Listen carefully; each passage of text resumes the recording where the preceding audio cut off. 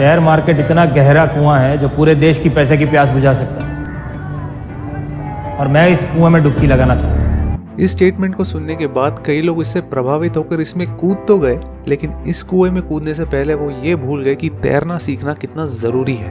हम जो भी काम करते हैं अगर उसके बारे में हमें ज़रा सा भी अंदाज़ा ना हो तो वो हमारे लिए बहुत ही घातक साबित हो सकता है। आज की बढ़ती महंगाई के ज़माने में और हाल ही में जो हमने पैंडेमिक सर्वाइव किया है, इससे हमें समझ आ चुका है कि हमारे लाइफ में फाइनेंशियल स्टेबिलिटी की कितनी बड़ी नेसेसिटी है, और इसका एक अच्छा उपाय है by investing in stock market. But बिना ये जाने कि ये मार्केट आखिर है क्या और कैसे काम करती है, यानी अगर हम इसकी ABCD समझे बिना इस स्टॉक मार्केट में उतरते हैं तो हमें ये मार्केट रातों रात पूरी तरह बर्बाद भी कर सकती है। That's why stock market acts as a double-edged sword. इसीलिए अगर हमें इसके बेसिक्स पता चल जाए और हम एक डिसिप्लिन के साथ अपनी फाइनेंशियल जर्नी पर डटे रहें तो स्टॉक मार्केट हमारे लिए बहुत ही अच्छा जरिया साबित हो सकता है towards a financially stable life. But अगर इन्हें इग्नोर करके हम मार्केट में कूद गए तो इससे बुरा बर्बादी का जरिया भी और कोई नहीं होगा हमारे लिए। अगर हम ढंग से समझें तो स्टॉक मार्केट में बड़ा पैसा बनाने के लिए हमें ज़्यादा पैसे लगाने की ज़रूरत नहीं है, बल्कि एक सही माइंडसेट डेवलप करने की ज़रूरत है throughout our journey of investing. तो इसीलिए एक डिसिप्लिन्ड अप्रोच के साथ ये समझ लेना कि ये मार्केट आखिर एग्जैक्टली है क्या और कैसे काम करती है, we can create the wealth that we only dream of. So from this upcoming series हम सीखने वाले हैं कि क्या होता है ये स्टॉक मार्केट और ये लोगों को इतना अमीर कैसे बना सकता है जिसके हमें सिर्फ सपने ही आते हैं। सो हमारे इस चैनल की फर्स्ट फाइनेंशियल एजुकेशन सीरीज यानी मार्केट एंड मास्टरी के साथ हम ये समझने वाले हैं कि क्या होता है स्टॉक मार्केट, और इसकी फाउंडेशंस पे हम ज़्यादा ध्यान देने वाले हैं, क्योंकि अगर हमारी फाउंडेशंस वीक रह गई तो इस मार्केट में सर्वाइव करना हमारे लिए काफ़ी मुश्किल होने वाला है। इसीलिए आगे आने वाली वीडियोस में हम धीरे धीरे समझेंगे एक एक एलिमेंट ऑफ दिस मार्केट, ताकि एक बार हमारे बेसिक्स क्लियर हो जाए तो हमें सारी ऊपर की चीज़ें समझ आ रही होंगी।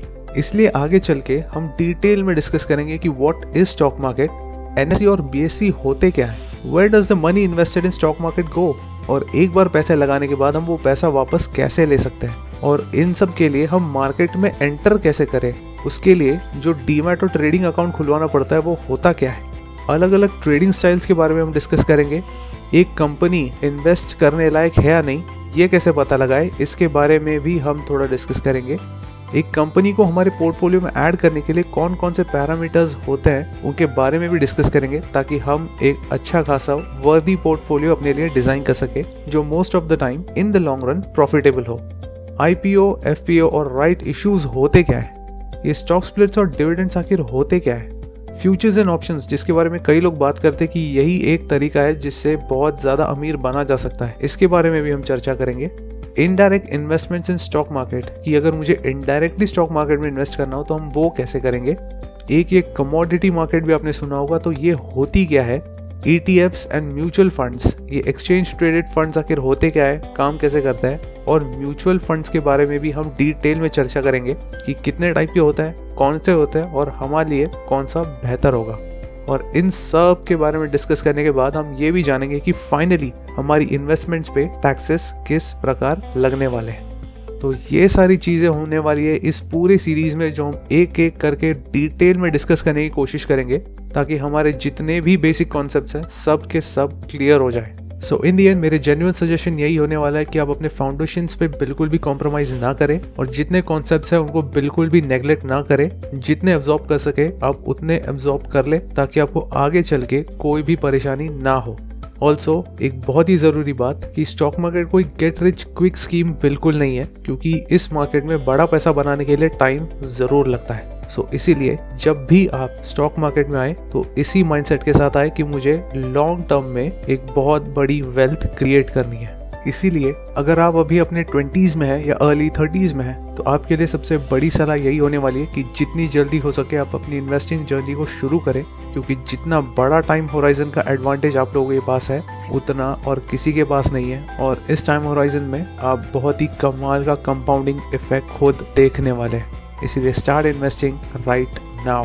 अगेन फाइनेंशियली स्टेबल होने में आपको कितना टाइम लगेगा ये आपके efforts and dedication towards gaining financial literacy decide करने वाले हैं। दिस इज वाई मेरा सजेशन होगा कि आप इसे पूरे सीरियसनेस और एफर्ट्स के साथ परसीव करें, क्योंकि लेटर ऑन इन लाइफ ये आपको बहुत ही बड़ा फायदा करा के देगा। बिकॉज स्टॉक मार्केट एक ऐसी मार्केट है जो सिर्फ आपका नहीं, आपकी आने वाली जनरेशन्स तक का फाइनेंशियल फ्यूचर सुधार के रख देगा if it's treated the right way. तो इसी के साथ मैं आज का वीडियो एंड करता हूँ। थैंक यू सो मच मेरे साथ वीडियो के एंड तक बने रहने के लिए। ऑल्सो आगे आने वाली वीडियोस का आपको नोटिफिकेशन मिलता रहे, that's why press that subscribe button and the bell icon beside it. I'll see you in the next video. Until then, keep learning, keep upskilling. See ya.